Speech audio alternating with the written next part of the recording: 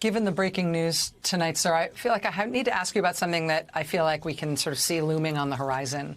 And we are starting to see very far-right, Trump-supporting members of the other party, of the Republican Party, talk about things like going after the Justice Department, going after the FBI, defunding or getting rid of the Justice Department, getting rid of the FBI. We're seeing high-profile, ambitious Republican governors go after individual prosecutors for not wanting to prosecute things the way that the governors want them prosecuted in their states.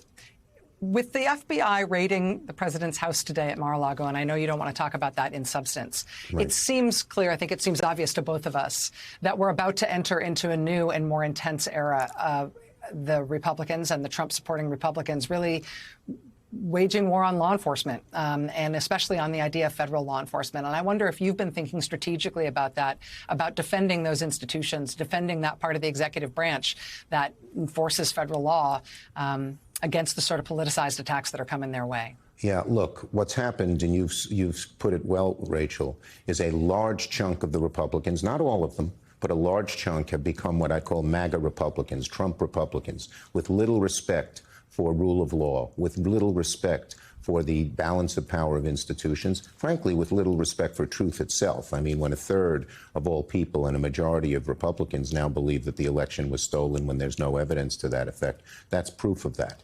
The good news on that front is it's hurting them.